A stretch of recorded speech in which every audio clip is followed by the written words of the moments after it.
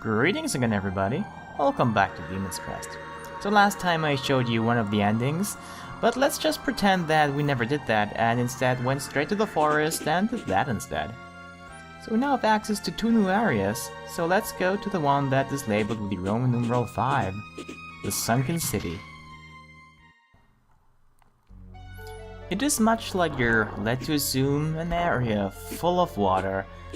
Unfortunately though, water is still deadly to us, so we won't do any diving anytime soon. Instead, let's take to the skies and just, well, take the easy route across this place, as easy as it gets anyway. It's still pretty difficult. There's a lot of enemies here and you'll see me get hit quite a bit because I'm a little careless. But yeah, lucky for us, those dragons that formerly took 4 hits with Firebrand's Fireball and the Buster and pretty much everything else now take only 1 hit from this sweet attack that the Aerial Gargoyle provides. Of course, as much as I like the Aerial Gargoyle and I like to describe him as the best overall gargoyle in the game, sometimes it's better to switch to something else, like a ground gargoyle. Just there we use the spell Shock, which basically destroys any enemy that touches the ground, or can touch the ground. Anything that's not airborne, really. Even if it jumps around, it will just die in midair.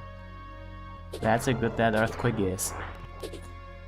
It's probably one of the better spells in the game. Overall, they're still pretty useless, and most of the time, really, I would advise against even using them. If they're a waste of your money, you could just buy potions. And look as I gloriously ignore that health up. Yeah, that's just the kind of guy I am. But hey, maybe we will come back later to get it, who knows? For now though, let's just press on. It's not like we could use that unit of health we just missed anytime soon. Like maybe for, I don't know, a long drawn out boss fight perhaps. I'll give you 3 guesses as to what this guy is called. Yeah, he's called Crawler, and no, we can't hurt him at this stage.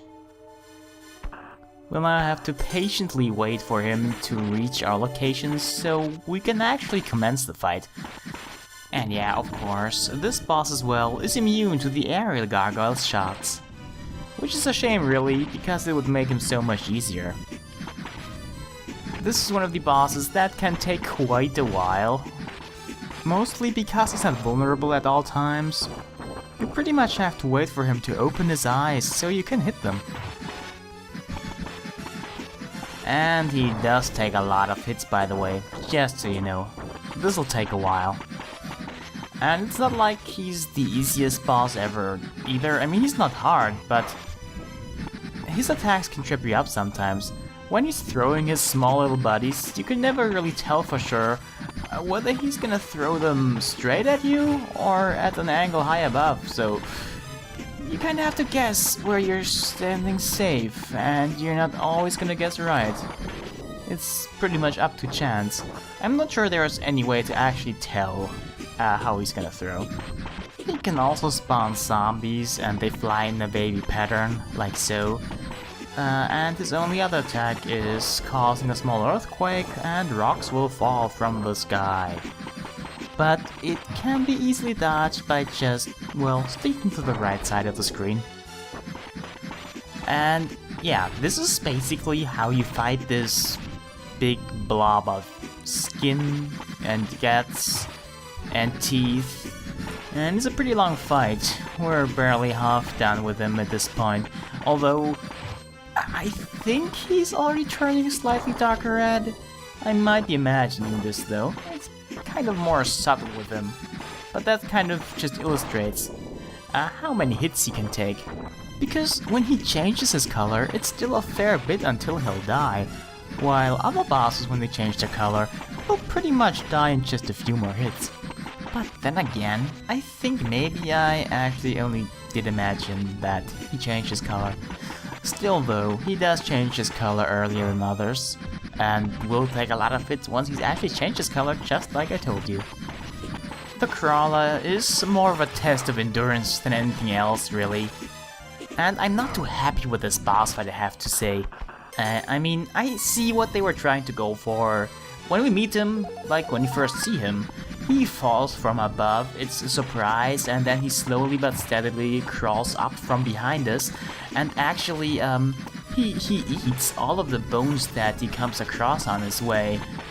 But once the actual fight starts, he's not that scary anymore.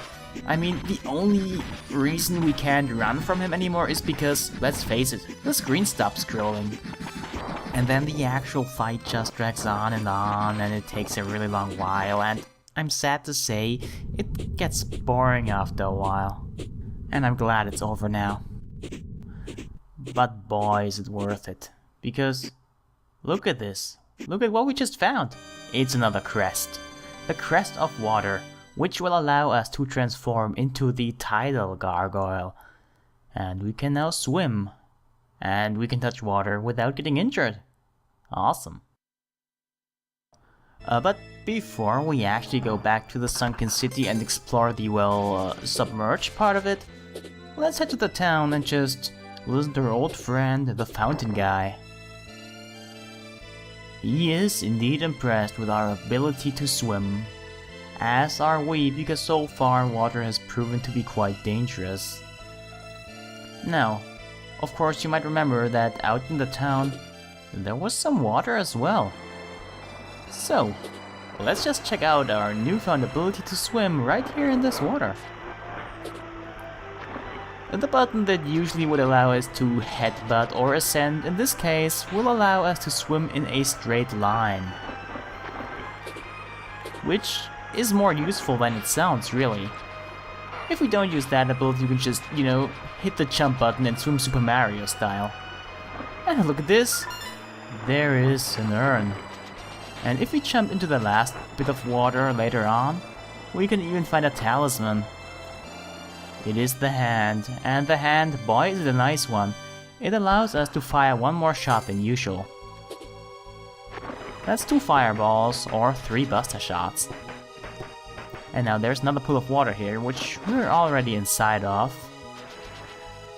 And now obviously you might be led to assume that there's something to find, and you would be correct. Not only can we find another health up here, it's also a shortcut to the part where we fought Skula. So if you get the tidal gargoyle before you fight Skula, you could just get there easily just by, you know, using that path I just showed you.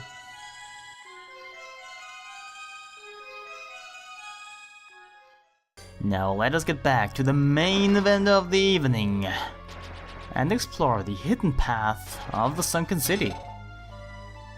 Now, you might have already noticed it, but the tidal gargoyle's attack is actually much stronger underwater. Above water, it's... I never used it above water, of course, but I think it's even weaker than Firebrand's regular fireball, which means it doesn't really do much at all. But yeah, underwater, it is a force to be reckoned with, and it kills most things actually in one hit. In fact, I think it kills every single normal enemy in one hit. But yeah, look at that guy down there. He attacks up while we can't attack down, and we have to travel down. So, it's kind of a dick move that he's positioned the way it is. But anyway, let's get up here, because there's something else to find here.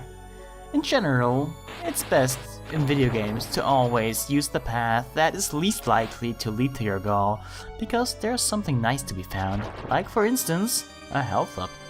And actually, this level is chock full of health ups, so look forward to seeing more of them as we go.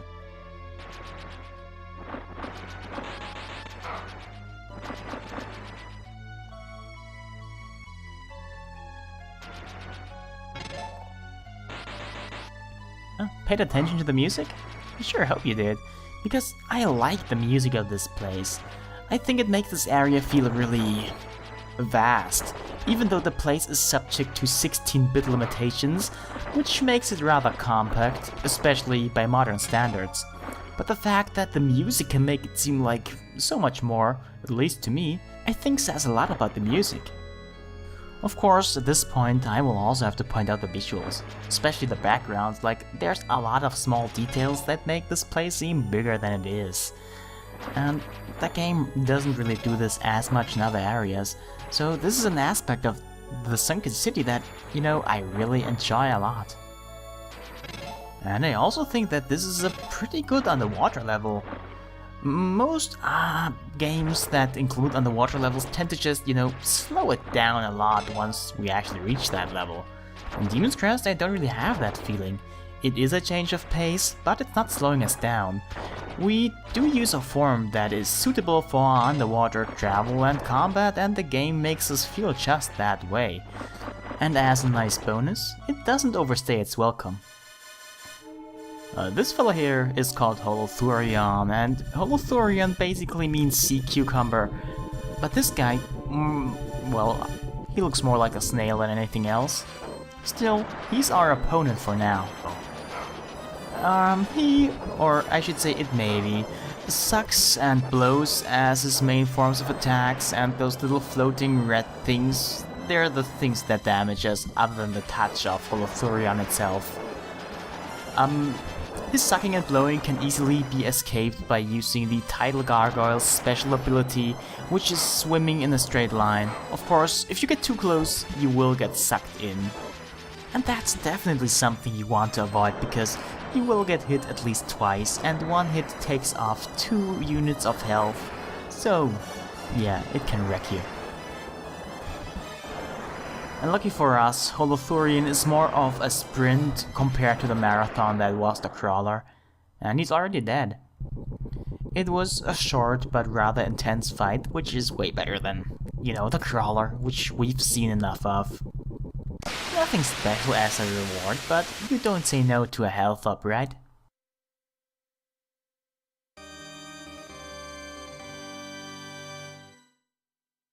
Of course, speaking of health ups, wasn't there something? Yeah, forgot this earlier. And now there's another thing here that I'd like to show you. You might remember that the crawler came up from the ceiling and there's actually a hole there. Yeah, why don't we just go up there and see what's up there? We could have also done this if we had died to the crawler before defeating him, because the hole would have stayed there, and the crawler would have been fought from the other side. It would have been mirrored, but still much of the same. Anyway, yet another health up. I told you that this level is chock full of them. But anyway, now we are done here. And as always, I hope you enjoyed this episode, and also hope that you'll join me again next time. See ya!